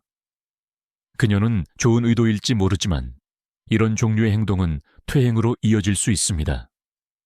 우리가 해온 모든 전문적인 일을 되돌리고 싶지는 않으실 겁니다. 박재현은 최 박사의 어조에서 압력을 느꼈다. 그것은 단순한 제안이 아니었다. 그것은 경고였다. 박재현은 어떻게 반응해야 할지 몰랐다. 그는 중간에 끼인 기분이 들었다. 최 박사는 오랫동안 가족과 함께 해왔다. 그는 신뢰할 수 있었고 경험이 풍부했으며 인상적인 자격증을 가지고 있었다. 하지만 그 포옹, 윤서와의 그 순간은 최 박사의 계획에서 나온 것이 아니라 김하운의 존재에서 나왔다. 박재현은 그 포옹이 어떤 고통도 유발하지 않았다고 설명하려고 했다. 사실 윤서는 오후 내내 평소보다 더 차분했지만 최 박사는 주장했다. 그러더니 더 차가운 어조로 그는 박재현을 멈칫하게 만드는 무언가를 덧붙였다. 당신은 또한 김혜운이 왜 당신 아들에게 그렇게 몰두하는지 스스로에게 물어봐야 한다고 생각합니다. 그녀는 관심을 즐길 수도 있습니다. 배경 지식이 없는 사람들은 종종 잘못된 이유로 관여합니다. 박재현은 그를 응시했다. 초의 박사는 계속했다. 조심해야 합니다. 당신 주변의 모든 사람이 좋은 의도를 가지고 있는 것은 아닙니다. 처음으로 박재현은 확신하기보다는 더 혼란스러움을 느꼈다. 그는 최 박사가 말하는 방식이 마음에 들지 않았다. 윤서에 대해서도 김혜운에 대해서도 그리고 특히 아버지와 아들 사이에 단순한 포옹만큼 의미 있는 무언가에 대해서도. 그날 밤 박재현은 자신의 서재에 혼자 앉아 생각했다. 그는 윤서가 자신을 안았던 순간을 마음속으로 계속해서 되감았다. 그것은 단순한 감정적인 반응이 아니었다. 그것은 진실이었다. 그것은 일어났고 아무도 그에게 그렇지 않다고 설득할 수 없었다. 최 박사의 말은 염려보다는 질투처럼 들렸다. 박재현은 김하은이 단 한 번도 칭찬을 요구하지 않았던 것을 기억했다. 그녀는 결코 눈에 띄려고 노력하지 않았다. 그녀는 결코 결정이나 회의에 포함되기를 요구하지 않았다. 그녀는 그저 매일 나타나 아무것도 기대하지 않고 윤서에게 최선을 다했다. 그리고 그것이 차이를 만들었다. 천천히 박재현의 최 박사에 대한 신뢰는 약해지기 시작했다. 하나의 문장 때문이 아니라 그가 보기 시작한 패턴 때문이었다. 최 박사는 어떤 일이 있어도 김하은의 영향력을 항상 일축했다. 그는 항상 자신이 통제하는 유일한 전문가임을 확인했다. 하지만 이제 박재현은 스스로 생각하기 시작했다. 그는 아무도 빼앗아갈 수 없는 무언가를 느꼈다. 따뜻하고 진정한 아들의 팔이 자신을 감싸는 것. 그것이 그가 초의 박사를 의심하기 시작한 순간이었다. 윤서의 나날은 더 이상 침묵하지 않았다. 이제 그 소녀는 자유롭게 웃었고 장난감을 가지고 놀았으며 심지어 공, 더, 물과 같은 간단한 단어들을 말했다. 그의 목소리는 부드럽고 때로는 불분명했지만 각 단어는 진실이었고 각 소리는 수년 동안 집에 없었던 무언가로 집을 채웠다. 생명. 김혜우는 매일 그와 계속 놀았다. 그녀는 부엌 싱크대의 거품을 사용하여 바보 같은 모양을 만들었다. 그녀는 다채로운 물건들을 가져와 재미있는 방식으로 배열했다. 그녀는 또한 노래를 불렀는데 복잡한 노래가 아니라 윤서가 따라하기 시작한 반복되는 단어가 있는 짧은 멜로디였다. 때때로 그는 박수를 쳤다. 때때로 그는 멜로디의 일부를 콧노래로 불렀다. 박재현도 이제 합류했다. 그는 바닥에 앉아 윤서에게 공을 굴려주거나 그림을 들고 천천히 이름을 불렀다.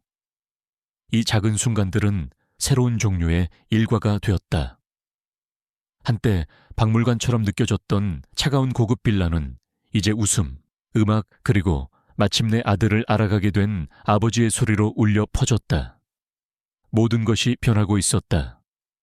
그리고 빠르게 박재현은 의무감 때문이 아니라 진정으로 그것을 즐겼기 때문에 윤서와 더 많은 시간을 보내기 시작했다. 그들은 블록으로 작은 탑을 쌓거나 서로에게 부드러운 베개를 던지거나 함께 만화를 보곤 했다. 윤서는 이제 종종 박재현 가까이에 앉았고 때로는 아버지의 팔에 머리를 기댔다. 한때 아들을 침묵에 이를까 두려워했던 남자는 이제 아들이 실시간으로 성장하는 것을 지켜보고 있었다. 김혜우는 그 과정이 자연스럽게 느껴지도록 만들었다.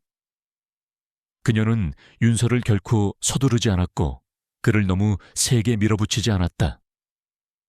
그녀는 그날 그가 어떻게 느끼고 있는지에 맞춰 자신의 접근 방식을 항상 조정하며 그를 부드럽게 격려했다. 어떤 날은 윤서가 더 개방적이었다. 다른 날은 더 조용했지만 그는 결코 연기를 강요받지 않았다. 그의 진전은 압력이 아니라 자유에서 오고 있었다.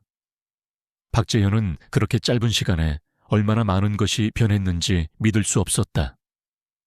그는 아들과 연결되어 있다고 느꼈고 그것은 한때 결코 일어나지 않을까 두려워했던 것이었다. 그리고 가장 중요하게 그는 희망을 느꼈다. 누군가가 보고서에서 파는 희망이 아니라 자신의 눈과 마음으로 느끼는 종류의 희망이었다.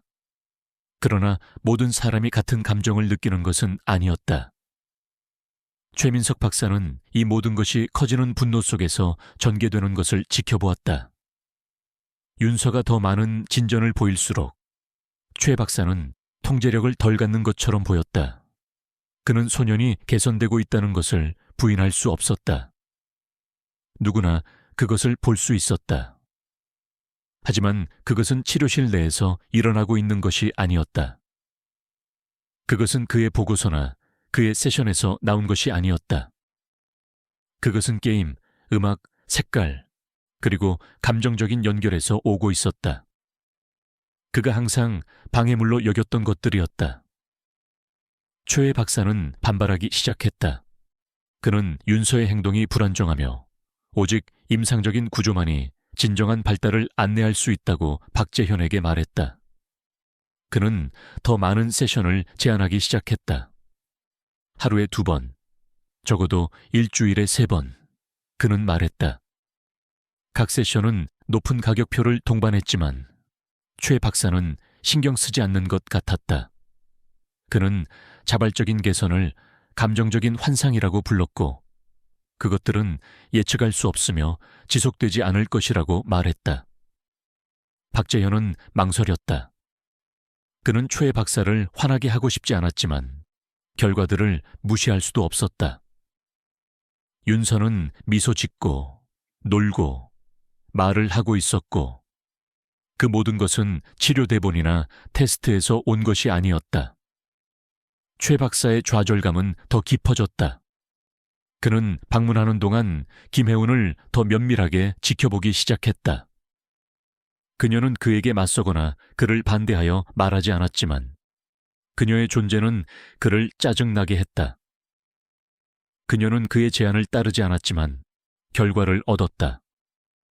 그녀는 전문적인 용어를 사용하지 않았지만 그는 결코 이해하지 못했던 방식으로 윤서를 이해했다. 최 박사는 조치를 취해야 한다고 결정했다. 어느 날 오후 김혜운이 부엌에서 혼자 점심을 준비하고 있을 때 최 박사가 들어와 문을 뒤로 닫았다. 그는 소리치지 않았다. 그의 어조는 낮고 차가웠다. 그는 그녀의 눈을 바라보며 말했다. 당신은 당신이 무슨 일을 하고 있는지 이해하지 못합니다. 당신은 당신이 아무것도 모르는 과정을 방해하고 있습니다. 계속한다면 내가 당신이 이 일자리를 잃게 만들 수 있습니다. 김혜운은 가만히 서 있었다. 그녀는 반응하지 않았다. 그녀는 말다툼하지 않았다. 하지만 그 순간 그녀의 내면의 무언가가 바뀌었다. 처음으로 그녀는 최 박사의 진정한 얼굴을 분명히 보았다. 그는 단순한 일상의 사람이 아니었다. 그는 좋은 무언가를 멈추려고 노력하고 있었다. 그는 윤서의 진전이 아니라 자신의 통제력을 보호하고 있었다. 김혜운은 일어났던 일을 박재현에게 즉시 말하지 않았다. 그녀는 자신의 감정을 확신하고 싶었다. 다음 며칠 동안 그녀는 더 날카로운 눈으로 최 박사를 지켜보았다. 그녀는 그가 따뜻함이 아닌 권위로만 말한다는 것을 알아차렸다. 그는 윤서를 아이가 아닌 과정의 대상으로 항상 기술적인 용어로 언급했다. 그는 결코 웃지 않았고 소년의 작은 승리들을 축하하지 않았으며 윤서가 어떻게 느끼는지 결코 묻지 않았다. 그가 하는 모든 것은 측정, 보고서, 그리고 자신의 역할을 유지하는 것에 관한 것이었다. 한편 김혜운은 항상 효과가 있었던 것, 친절함, 인내, 놀이를 계속했다. 매일 윤서는 더 자신감을 가졌다. 그는 새로운 단어들을 말했다. 그는 질문에 더 빨리 반응했다. 그는 심지어 그가 원하는 것들을 가리키기 시작했는데 이는 그가 이전에 결코 하지 않았던 것이었다. 그리고 그 모든 것을 통해 김혜운은 더욱 확신하게 되었다. 진정한 적은 더 이상 침묵이나 자폐증 또는 불확실성이 아니었다. 윤서의 성장에 대한 진정한 위협은 변화가 자신에게서 나오지 않으면 그것을 문제로 보는 사람이었다. 그는 통제력을 잃을까봐 두려워했다. 그녀는 이제 최 박사가 돕고 있는 것이 아니라는 것을 알았다. 그는 윤서를 붙잡고 있었다. 박재현은 긴장감을 감지하기 시작했다. 그는 초회 박사의 딱딱한 접근 방식과 김혜운의 정직한 보살핌 사이의 차이를 보았다. 그는 김혜운이 방에 들어올 때마다 윤서가 어떻게 미소 짓는지, 그의 자세가 어떻게 편안해지는지, 그의 눈이 어떻게 그녀를 따라가는지 지켜보았다. 초회 박사와 함께 있을 때 윤서는 정적인 상태로 돌아갔다. 박재현은 포옹, 웃음, 단어들, 그리고 이제 게임들을 기억했다. 그 모든 것은 누군가가 책이 아닌 그곳에 있음으로써 윤서를 이해하는데 시간을 들였기 때문에 일어났다. 그래서 최 박사가 또 다른 일련의 값비싼 세션을 요구했을 때 박재현은 멈칫했다. 그는 더 이상 즉시 예라고 말하지 않았다. 그는 더 많은 질문을 하기 시작했다. 초회 박사는 그것을 좋아하지 않았다. 그리고 박재현이 마침내 초회 박사가 김혜운에게 했던 경고에 대해 알게 되었을 때 그의 내면의 무언가가 완전히 바뀌었다. 그는 조종당하는 것에 지쳤다. 그는 너무 오랫동안 잘못된 사람을 신뢰했다는 것을 깨달았다. 윤서가 근처에서 색깔 컵을 쌓고 콧노래를 부르며 놀고 있을 때 박재현은 조용한 결정을 내렸다. 그의 아들의 미래는 더 이상 두려움, 압력 또는 통제 위에 구축되지 않을 것이다. 이제부터 그것은 신뢰 위에 구축될 것이다. 그리고 윤서의 세상은 열린 채로 유지될 것이다. 윤서의 변화는 매일 더 눈에 띄게 되었다. 그는 불과 몇 달 전만 해도 그에게서 예상하지 못했던 일들을 하기 시작했다.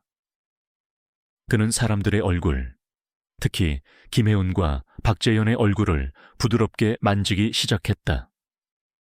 때때로 그는 자신의 작은 손을 그들의 뺨에 대고 호기심 어린 눈으로 그들을 바라보곤 했다. 이러한 접촉들은 가볍고 의도적이었다. 그는 또한 공, 주스 또는 다시와 같은 명확한 단어들로 완전한 문장은 아니지만 물건들을 요청하기 시작했다. 그는 눈을 더 자주 마주쳤고 숟가락이 떨어지는 소리나 누군가 재채기하는 소리와 같은 단순한 것들에 웃었다. 이러한 반응들은 새롭고 생명으로 가득 차 있었다. 한때 조용하고 차가웠던 집은 이제 따뜻하게 느껴졌다. 그 변화는 모든 사람에게 퍼졌다. 조용히 일하곤 했던 직원들은 이제 더 많이 미소 지었다. 그들은 윤서가 뛰어다니거나 재미있는 소리를 낼 때 함께 놀아주었다. 저택의 에너지가 달랐다. 기쁨이 돌아왔는데 치료 세션 때문이 아니라 윤서가 세상을 발견하고 다른 사람들을 그와 함께 발견하도록 초대하고 있었기 때문이었다. 김혜운은 윤서의 진전에서 계속해서 큰 역할을 했다. 그녀는 복잡한 일은 아무것도 하지 않았다. 그녀의 방법은 단순했고 장난감, 노래, 얼굴 표정 또는 짧은 게임을 사용했다. 그러나 결과는 분명했다. 윤서는 그녀에게 반응했다. 그는 그녀를 신뢰했다. 김혜운은 그가 행복한지, 피곤한지, 아니면 놀 준비가 되었는지 알 수 있었다. 그녀는 그를 강요하지 않고 그날 그가 가는 속도에 맞춰 스스로를 조정했다. 박재현은 모든 것을 보았다. 그는 이제 집에서 더 많은 시간을 보내기 시작했고 종종 그들의 작은 게임에 합류했다. 아들이 성장하고 상호작용하는 것을 지켜보는 것은 그의 삶의 다른 어떤 것보다 더 소중했다. 한때 윤서 주변에서 어떻게 행동해야 할지 확신하지 못했던 직원들은 이제 그를 그들의 일과에 환영했다. 요리사는 그에게 재료 냄새를 맡게 했다. 정원사는 그에게 잡을 수 있는 작은 도구들을 주었다. 심지어 가정부도 그에게 냅킨 접는 방법을 보여주었고 그것을 게임으로 바꾸었다. 한때 매우 격식 있고 심각했던 고급 빌라는 더 이상 단독주택 같지 않았다. 그것은 웃음, 발소리, 그리고 목소리로 가득 차 있었다. 윤서가 집을 다시 살렸고 김혜은이 그가 그렇게 하도록 도운 사람이었다. 그러나 모든 사람이 그 변화를 환영한 것은 아니었다. 초의 박사는 나날이 더욱 화가 났다. 그는 윤서의 진전이 자신의 세션 밖에서 일어나고 있다는 것을 알아차렸다. 초의 박사는 새로운 발달의 일부가 아니었고 그것은 그를 소외감을 느끼게 만들었다. 그는 몇 달 동안 가족을 안내하는 데 보냈고 이제 통제력을 잃고 있다고 느꼈다. 그는 특히 박재현에게 그의 태도에서 더 공격적이 되었다. 그들의 회의 중 하나에서 최 박사는 직접적으로 말했다. 김혜윤은 좋은 의도일지 모르지만 훈련받지 않았습니다. 그녀는 좋은 일보다 더 많은 해를 끼치고 있을 수 있습니다. 박재현은 들었지만 동의하지 않았다. 그는 자신의 눈으로 결과를 보았다. 윤서는 더 나아졌고 더 행복했고 더 반응했으며 더 연결되었다. 박재현은 초의 박사에게 윤서가 최근에 했던 모든 일들을 상기시켰다. 최 박사는 친절하게 반응하지 않았다. 그는 그러한 변화들이 무작위적이거나 단명할 수 있다고 말했다. 그러더니 그는 더 나아갔다. 당신에게는 자격을 갖춘 사람이 필요합니다. 그는 말했다. 치료하는 척하는 가정부가 아니라 진정한 전문가가 필요합니다.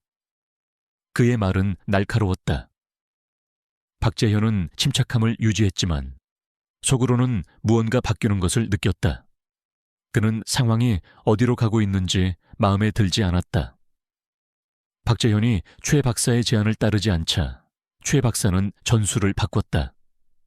그는 박재현을 직접적으로 설득하는 것을 멈추고 저택 주변에 조용한 소문을 퍼뜨리기 시작했다. 그는 다른 직원들에게 지나가면서 말했고 미묘한 제안들을 흘렸다. 김혜운이 일들을 과장하고 있습니다. 그는 한 가정부에게 우연히 말했다. 그녀는 박재현 씨가 듣고 싶어 하는 것을 그에게 말하고 있습니다. 요리사에게 그는 말했다. 조심하세요. 그녀가 윤서에 대해 말하는 모든 것이 사실은 아닙니다. 이러한 언급들은 시끄럽거나 명백하지 않았지만 독처럼 작용했다. 곧 김혜운은 이상한 시선들을 알아차렸다. 그녀와 수다를 떨곤 했던 일부 직원들은 이제 눈을 마주치는 것을 피했다. 다른 사람들은 대화를 짧게 끊었다. 그녀는 아무것도 증명할 수 없었지만 그 변화를 느낄 수 있었다. 소문이 퍼지고 있었고 그녀는 그것을 막을 방법이 없었다. 그것은 그녀를 깊이 아프게 했는데 특히 그녀가 한 일은 보살핀 것뿐이었기 때문이었다. 그럼에도 불구하고 그녀는 말다툼하거나 자신을 변호하지 않았다. 그녀의 초점은 윤서에게 남아 있었다. 그녀가 그곳에 있는 이유였다. 그리고 다른 사람들이 어떻게 행동하든 상관없이 그녀는 가십이나 두려움이 그의 진전을 방해하도록 내버려 두지 않을 것이었다. 김혜운은 자신이 변화시키는 데 도움을 준 바로 그 집에서 고립감을 느끼기 시작했다. 그녀의 아침은 더 조용해졌다. 일부 직원들은 부엌에서 그녀를 피했다. 다른 사람들은 그녀가 방에 들어갈 때 걸어 나갔다. 그녀는 그 모든 것을 알아차렸지만 반응하지 않기로 선택했다. 대신 그녀는 더욱더 보살핌을 가지고 윤서에게 집중했다.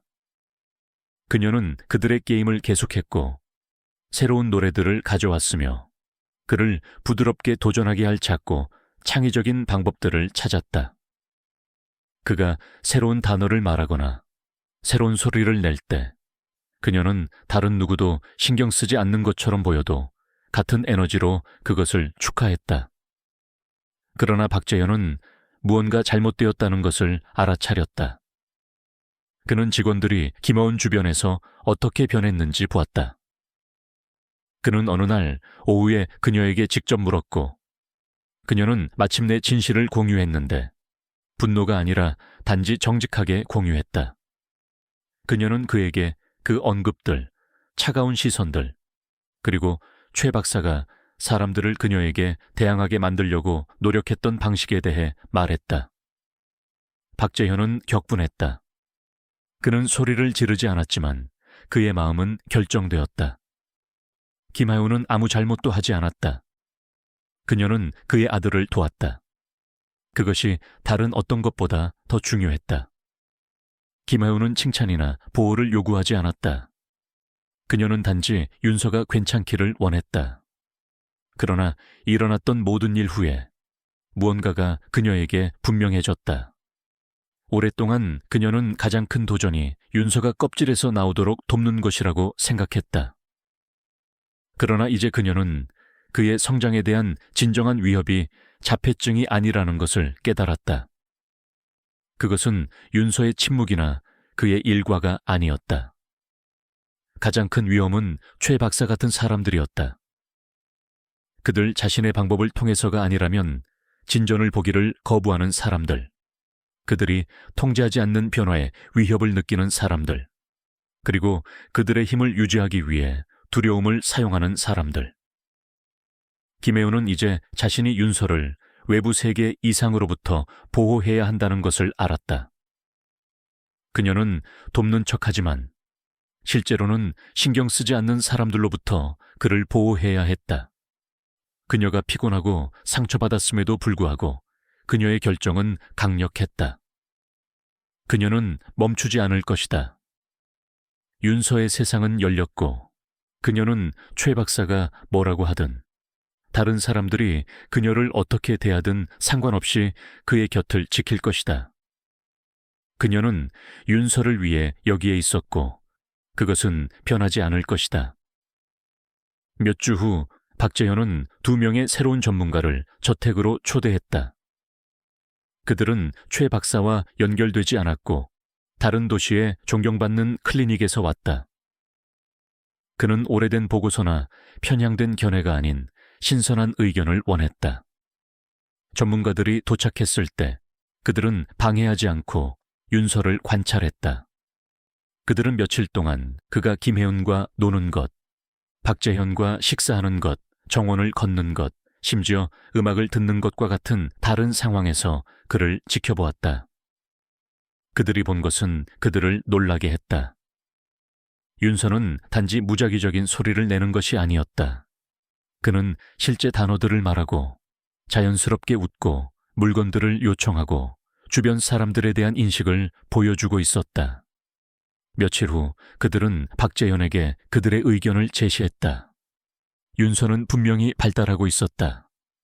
뿐만 아니라 그가 김혜은의 존재와 아버지의 관심에 반응하는 방식은 감정적인 진전의 강력한 증거였다. 그들은 그 결과들이 강요되거나 우발적인 것이 아니라고 말했다. 윤서는 진정으로 배우고 변하고 있었다. 김혜윤은 그녀의 차분한 접근 방식과 창의성에 대해 칭찬받았다. 의사 중 한 명은 심지어 말했다. 그녀가 무엇을 하든 그것은 효과가 있고 아주 잘 작동하고 있습니다. 처음에는 그녀는 긴장했다. 그녀는 이들과 같은 훈련받은 전문가들 앞에서 일해본 적이 없었지만 그들의 말은 친절하고 존중했다. 그들은 그녀가 윤서와 연결되는 방식을 보았고 그녀의 방법들이 공식적인 훈련 없이도 소년 안의 무언가를 여는데 어떻게 도움이 되었는지 말했다. 그들은 그녀의 인내심, 그의 기분을 읽는 능력, 그리고 그녀가 신뢰를 쌓은 창의적인 방식에 대해 칭찬했다. 김혜우는 무슨 말을 해야 할지 몰랐다. 그녀는 관심이나 인정을 요구한 적이 없었다. 그녀는 단지 윤서가 행복하기를 원했다. 박재현은 그녀 옆에 앉아 눈물을 글썽이며 그녀를 바라보았다. 그는 그녀에게 거듭 감사했다.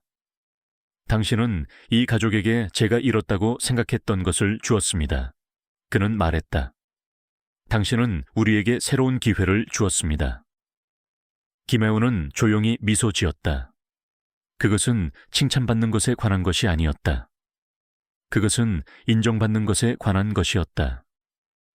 그녀가 겪었던 모든 것, 가십, 판단, 고립, 갑자기 그만한 가치가 있다고 느껴졌다.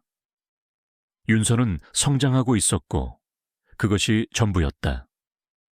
집안 분위기가 더 가볍고 희망적이었던 반면 최 박사는 점점 더 절망에 빠졌다. 그는 자신의 역할이 줄어들고 통제력이 사라지는 것을 보았다. 박재현은 추가 세션을 예약하는 것을 멈췄다. 직원들은 더 이상 그의 발언에 많은 주의를 기울이지 않았다. 그리고 최악은 윤서가 이룬 진전이 이제 거짓말을 할 이유가 없는 새로운 의사들에 의해 확인되고 있었다. 최 박사는 그것을 받아들일 수 없었다. 그의 자존심은 깊이 상했다. 그는 수년 동안 자신의 명성을 쌓아왔고 항상 전문가, 해답을 가진 사람으로 여겨졌다. 그러나 이제 그가 실패한 곳에서 성공한 것은 김하온, 단순한 가정부였다. 그의 분노는 강요된 미소 뒤에 숨겨진 채 조용히 커졌다. 그러던 어느 날 아침, 그는 마지막 행동을 취하기로 결정했다. 그는 거짓말을 퍼뜨리기 시작했다. 그는 몇몇 직원들에게 김혜운이 윤서를 조종하고 있으며 자신을 좋게 보이게 하기 위해 특정 방식으로 행동하도록 가르치고 있다고 말했다. 그녀는 반응을 강요하고 있습니다. 그는 속삭였다. 그것은 모두 연기입니다. 이 소문들은 여전히 그의 말을 듣는 몇몇 직원들 사이에서 빠르게 퍼졌다. 박재현은 며칠 만에 그 소문에 대해 알게 되었다. 김혜운과 가까워진 오랜 직원이 개인적으로 그에게 와서 최 박사가 말하고 있던 것을 설명했다. 처음에는 박재현은 그것을 믿고 싶지 않았다. 그가 최 박사를 신뢰해서가 아니라 누군가가 그렇게까지 멀리 갈 것이라고 상상하기 어려웠기 때문이었다. 그럼에도 불구하고 그는 확신하고 싶었다. 그래서 그는 새로운 전문가들에게 다시 전화했고 그들에게 명확하게 물었다. 윤서의 반응이 가짜이거나 강요된 것일 가능성이 있습니까? 의사들은 놀란 듯 보였다. 절대 아닙니다. 한 명이 말했다.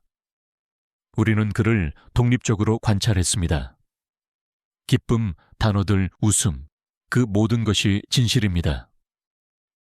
아이들은 그런 수준의 교감을 특히 시간이 지남에 따라 위조할 수 없습니다. 우리가 본 것은 진정한 신뢰와 감정적인 안전에서 나왔습니다.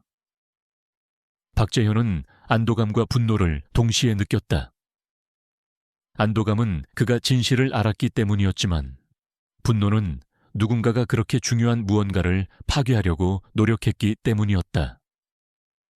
그날 밤 그는 자신의 서재에 오랫동안 앉아 최 박사가 최근에 한 일뿐만 아니라 처음부터 해왔던 일에 대해 생각했다. 다음 날 아침 박재현은 최 박사를 그의 사무실로 불렀다. 대화는 짧고 조용했다. 박재현은 소리치지 않았다. 그는 단지 직접적인 질문을 했다.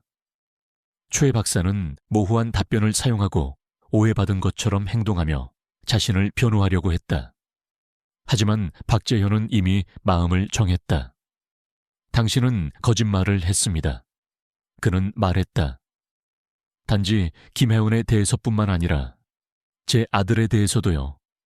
당신은 그를 결코 믿지 않았습니다. 당신은 당신 자신, 당신의 위치, 당신의 지위를 유지하는 것을 믿었습니다. 당신은 돕는 것보다 올바른 것이 되는 것을 더 신경 썼습니다. 최 박사의 얼굴이 변했다. 그가 항상 썼던 차분한 가면이 금이 갔다. 그는 회복하려고 했지만 너무 늦었다. 박재현은 그의 서비스가 더 이상 필요하지 않다고 그에게 분명히 말했다. 우리는 이제 다른 길을 선택하고 있습니다. 정직함 위에 구축된 길입니다. 최 박사는 그날 바로 저택을 떠났다. 일부 직원들은 놀랐고 다른 사람들은 그렇지 않았다. 김혜운은 그의 퇴장을 축하하지 않았다. 그녀는 그저 항상 그랬듯이 조용한 보살핌으로 자신의 일을 하며 윤서 가까이에 머물렀다. 하지만 깊은 속으로는 그녀는 무게가 들리는 것을 느꼈다.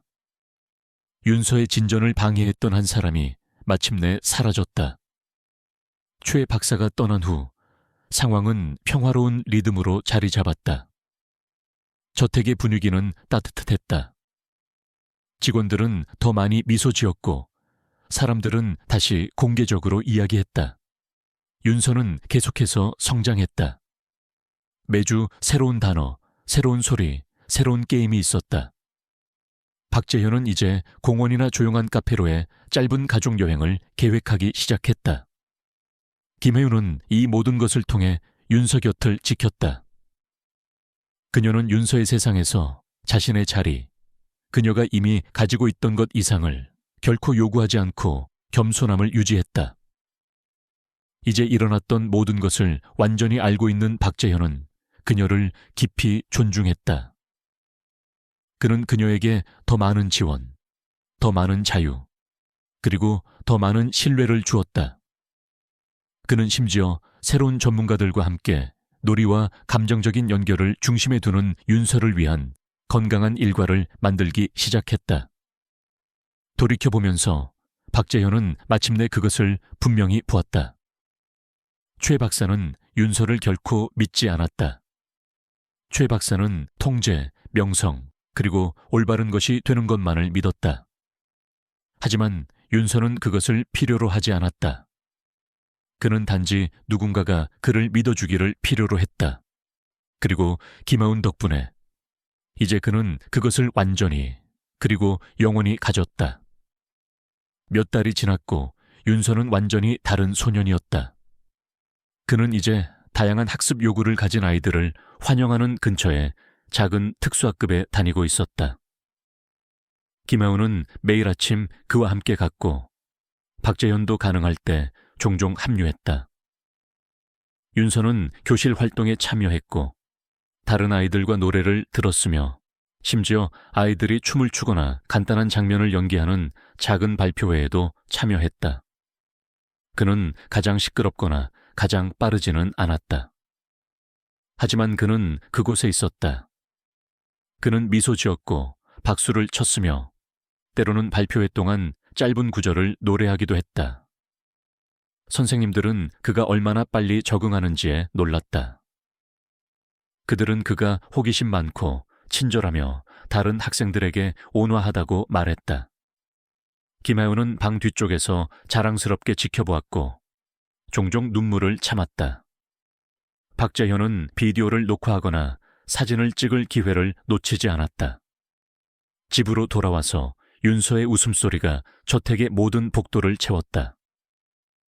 목욕 시간, 식사 시간 또는 숨바꼭질을 하는 동안 그가 낄낄거리는 것을 듣는 것은 드물지 않았다. 한때 집을 덮었던 침묵은 진정으로 사라졌다. 저택 안에서 모든 것이 바뀌었다. 한때 복도를 발끝으로 걸어 다니던 직원들은 이제 서로 농담했다. 부엌에서는 김혜운과 윤서가 함께 간단한 간식을 만드는 동안 음악이 부드럽게 흘러나왔다. 박재현은 의무감 때문이 아니라 주변에 있고 싶어서 집에서 더 자주 일하기 시작했다. 그는 서재에 앉아 문서를 검토하는 동안 놀이방 근처에서 윤서의 목소리를 듣곤 했다. 저녁에는 그들은 윤서가 자신이 가장 좋아하는 접시를 고르고 때로는 식탁 차리는 것을 돕는 가족 저녁 식사를 했다. 한때 단순한 가정부였던 김하윤은 이제 그들과 함께 앉았다. 그녀는 더 이상 단순한 직원이 아니었다. 그녀는 가족처럼 대우받았다. 박재현은 그녀를 윤서의 일정에 대한 결정, 심지어 어떤 게임을 샀거나 휴가 동안 어디로 여행할지와 같은 작은 일들에 대해서도 포함시켰다. 그들 셋 사이에 유대감은 분명했다. 김혜운에게 단순한 직업으로 시작했던 것이 더 깊은 무언가로 성장했다. 그녀는 지속적인 존재, 안전한 사람, 그리고 그녀가 재건하는 데 도움을 준 가족의 일부가 되었다. 부엌에서의 순간, 김혜운이 비눗물 양동이를 머리 위에 올려놓고 윤서를 처음으로 웃게 만든 날의 기억은 이제 모든 것의 시작으로 여겨졌다. 그 바보 같고 즐거운 순간이 문을 열었다.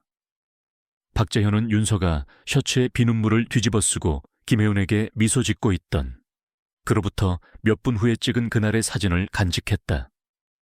그는 그것을 자신의 사무실에 액자에 넣어 보관했다.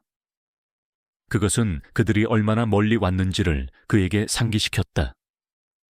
그는 때때로 조용한 순간에, 특히 의심이나 두려움이 다시 올 때 그것을 보곤 했다. 그 사진은 사랑과 존중으로 가득 찬 작은 행동들이 진정한 변화를 만들 수 있다는 증거였다.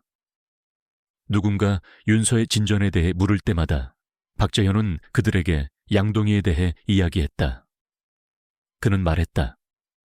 그때 우리의 진정한 여정이 시작되었습니다. 사람들은 그것을 재미있어 했지만 박재현은 모든 말에 진심이었다. 그것은 의학적인 돌파구나 치료 기법이 아니었다. 그것은 교감이었고 어떤 의사도 만들 수 없었지만 김혜운이 인내와 성실함으로 불붙인 무언가였다. 최 박사에 대해서는 그는 그들의 삶에서 완전히 사라졌다. 윤서의 사례에서 해임된 후 전문 커뮤니티에서 소문이 퍼지기 시작했다. 다른 가족들이 나서기 시작했다. 몇몇 부모들은 그들의 이야기를 공유했는데 죄책감, 두려움, 그리고 조작의 비슷한 패턴이었다. 그들은 거의 진전 없는 긴 치료와 최 박사의 방법에 전적으로 의존하도록 하는 미묘한 압력에 대해 이야기했다. 조사가 시작되었다. 보고서가 작성되었다. 한때 존경받았던 그의 이름은 이제 모든 곳에서 의문을 받았다. 클리닉들은 그와 일하는 것을 멈췄다. 부모들은 온라인 그룹에서 그의 행동에 대해 서로 경고했다. 진실은 밝혀졌다. 최 박사는 그의 환자들을 믿지 않았다. 그는 통제를 믿었다. 그는 사람들이 그 없이 무력하다고 느끼게 만드는 것에 자신의 성공을 구축했다. 김혜운은 자신도 모르게 그 순환을 깬 첫 번째 사람이었다. 그리고 박재현은 다른 사람의 이론 대신 자신의 아들과의 자신의 경험을 신뢰함으로써 진실을 폭로하는 데 도움을 주었다. 최 박사가 했던 피해는 지워질 수 없었다. 하지만 이제 적어도 그것은 알려졌다. 그는 더 이상 자신의 직함 뒤에 숨을 수 없었다. 어느 날 오후 뒤쪽 베란다에 앉아 박재현은 정원에서 놀고 있는 윤서를 바라보았다. 김혜운은 근처에 앉아 책을 읽고 있었고 그를 지켜보고 있었다. 윤서는 나비를 쫓고 있었고 크게 웃으며 그들의 색깔을 외쳤다. 박재현은 오랫동안 느끼지 못했던 것을 느꼈다. 평화, 스트레스, 죄책감, 모든 것을 올바르게 해야 한다는 압력이 사라졌다. 남은 것은 사랑, 일과 그리고 자유였다. 그는 초기, 침묵, 두려움, 혼란의 나날들에 대해 생각했다. 그러더니 그는 지금 매일의 웃음, 부드러운 접촉, 그렇게 많은 것을 의미하는 작은 단어들에 대해 생각했다. 그는 깊은 무언가를 깨달았다. 자폐증은 결코 적이 아니었다. 진정한 장애물은 두려움이었다. 그리고 통제를 위해 그 두려움을 사용했던 최 박사 같은 사람들이었다. 윤서는 고쳐질 필요가 없었다. 그는 이해가 필요했다. 공간이 필요했다. 신뢰와 연결이 필요했다. 김혜운이 그것을 그에게 주었다. 그리고 윤서의 여정을 통해 박재현은 아버지가 되는 방법, 완벽한 아버지가 아니라 현존하는 아버지가 되는 방법을 배웠다. 그것 자체가 가장 소중한 교훈이었다. 이제 미래는 더 이상 무겁게 느껴지지 않았다. 여전히 앞으로 도전들이 있었고 박재현은 그것을 알았다. 하지만 그는 더 이상 공황 상태로 그것들을 마주하지 않았다. 그는 희망으로 그것들을 마주했다. 윤서는 자신의 속도로 계속 성장할 것이고 다음에 무엇이 오든 그들은 함께 그것을 다룰 것이다. 김혜운이 그곳에 있을 것이다. 박재현이 그곳에 있을 것이고 그의 밝은 눈과 새로운 단어들을 가진 윤서가 길을 이끌 것이다. 한때 차갑고 조용했던 고급 빌라는 기쁨, 성장, 가족의 장소가 되었다. 박재현은 종종 그들이 겪었던 모든 것, 좋은 것과 나쁜 것에 대해 생각했고 하나의 분명한 진실에 도달했다. 문제는 결코 윤서가 아니었다. 문제는 그의 잠재력을 볼 수 없었던 사람들이었다. 최 박사는 전문가의 가면을 썼지만 그는 소년을 진정으로 믿은 적이 없었다. 김혜우는 학위도 자격증도 없었지만 그녀는 처음부터 믿었다. 그리고 그것이 모든 차이를 만들었다. 윤서의 웃음은 이제 그들의 집의 사운드 트랙이었다. 사랑이 이겼다는 증거였다. 마침내 우리는 이 이야기의 끝에 도달했습니다. 여기까지 와주셔서 정말 기쁩니다. 시청해 주셔서 대단히 감사합니다. 가장 좋았던 부분이나 최악이었던 부분이 무엇인지 댓글로 의견을 남겨주세요. 구독하는 것을 잊지 마세요. 다음에 또 만나요.